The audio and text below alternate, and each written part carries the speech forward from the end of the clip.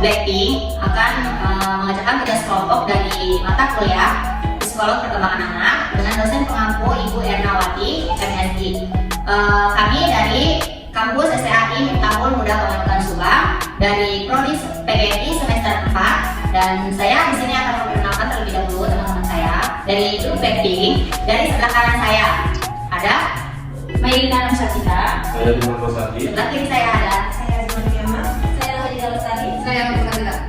Di sini kami akan menjelaskan tentang perkembangan fisik anak usia SD. Di sini kami akan menjelaskan, yang pertama akan dijelaskan oleh rekan saya, yaitu Ibu Nurul Fadila. Silakan. Ya, pada kali ini berkaitan dengan perkembangan fisik anak usia SD. Nah, pertumbuhan fisik pada anak sekolah dasar itu cenderung lambat namun konsisten. Perkembangan fisik merupakan suatu perkembangan yang menunjukkan terjadinya perubahan bentuk tubuh anak, tinggi badan, berat badan, dan juga perkembangan otak anak. Nah, pada usia 6 sampai 12 tahun ini, anak relatif lebih lambat dan konsisten. Perkembangan tersebut terjadi sampai perubahan besar pada masa awal pubertas. Perkembangan fisik anak dapat dilihat dari gambaran umumnya yang menyangkut pertambahan ukuran tinggi badan, berat badan, dan ciri fisik lainnya yang tampak. Anak usia dasar berada pada fase tenang. Perkembangan fisik pada masanya terbilang lambat namun konsisten. Jadi perkembangan pada masa SD ini sangat cepat, ya sebenarnya cepat dan juga konsisten seperti itu. Nah, materi selanjutnya akan dijelaskan oleh teman saya. Ciri perkembangan fisik anak yang mendasar pada anak usia dasar 7 hingga 9 tahun, anak perempuan biasanya itu lebih pendek dan ringan dibandingkan dengan anak laki-laki. Pada usia 9 sampai 10 tahun, anak perempuan lazimnya memiliki tinggi badan dan berat badan yang sama dengan anak laki-laki. Dan pada usia sekitar 11 tahun, anak perempuan itu lebih tinggi dan berat badannya itu lebih berat dibandingkan anak laki-laki. Jadi di sini dijelaskan bahwa perubahan pada anak perempuan itu lebih cepat dibandingkan perubahan pada anak laki-laki.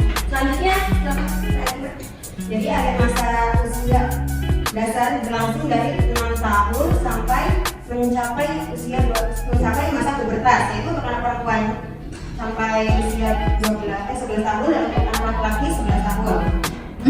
Untuk anak laki-laki 12 tahun. Pembagian perkembangan fisik yang lambat dipengaruhi oleh imunisasi, asupan gizi, dan kesehatan.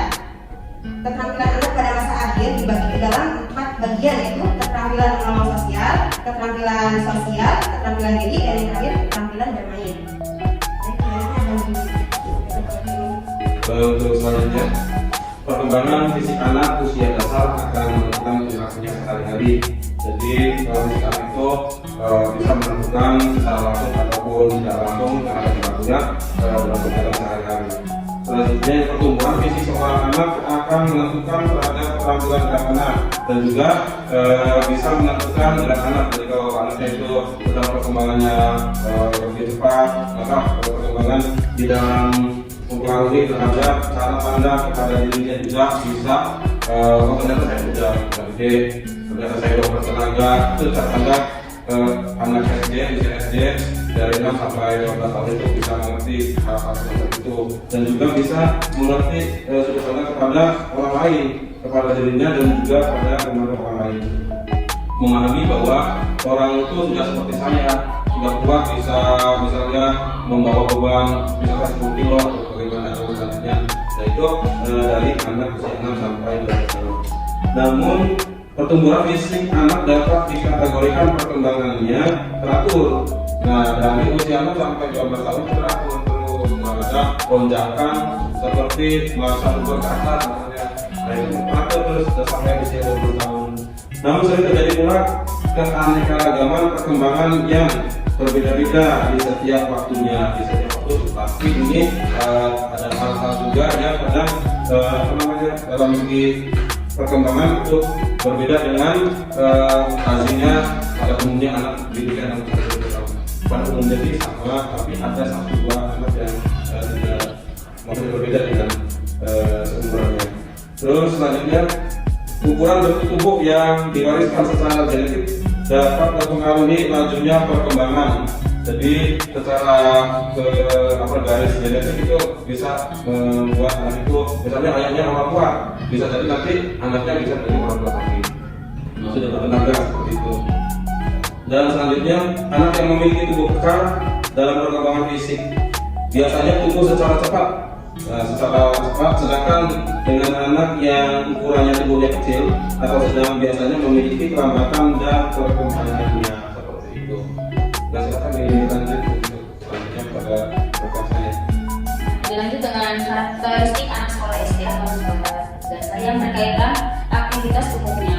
Aktivitas fisik umumnya anak-anak akan senang bermain, senang bergerak, senang bekerja dalam kelompok, dan senang praktik langsung. Nah, berkaitan dengan konsep tersebut, maka dapat dijabarkan. Yang pertama, anak usia sekolah dasar atau anak SD senang bermain.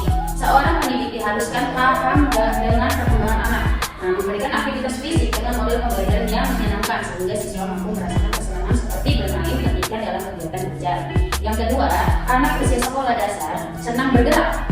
Nah, anak usia SD berbeda dengan orang dewasa yang telah mampu bergerak untuk berjalan beda sekali ya. Namun anak-anak tidak akan sama bahkan kemungkinan duduk tenang itu maksimal 30 menit. Nah, yang ketiga, anak usia sekolah dasar senang beraktivitas kelompok. Contohnya umumnya, anak usia sekolah dasar senang mengelompok dirinya dengan teman seusianya. Konsep pembelajaran di kelas dapat dibuat model tugas kelompok dengan memberi materi melalui tugas sederhana untuk diselesaikan bersama.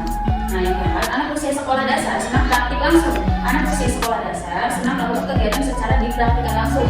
Nah, bukan teoretik, berdasarkan ketiga konsep kesenangan sebelumnya, yaitu senang bermain, senang bergerak, dan senang berkelompok. Terima kasih. Cukup sekian penjelasan dari saya. Ya, nanti dilanjut oleh saya. Baik ya, saya coba mau bertanya dari tadi ya, coba-coba menjelaskan gitu ya. Misalkan ada anak yang dalam perkembangan fisiknya itu hambat, itu biasanya disebabkan oleh apa? Misalkan bisa disebabkan oleh mata atau apa yang lainnya gitu. Bisa dijelaskan kan? Bagaimana Pak? Kalau menurut saya untuk perkembangan anak yang lambat bisa jadi unsur genetik dari orang tuanya yang kemudian orang tua yang secara postur tubuh tidak besar, sehingga itu mempengaruhi. Kedua yaitu bisa jadi dari unsur makanan, misalnya kurang gizi, Makanan sayur-sayuran ya, berbuah. sehingga untuk perkembangannya itu melambat. Oke, cukup sekian ya. Cukup sekian penjelasan dari kelompok kami tentang bagaimana perkembangan fisik anak SD di saat ini yang kami ketahui. Terima kasih penjelasan dari kelompok Blackpink. Wabillahi taufiq wal hidayah.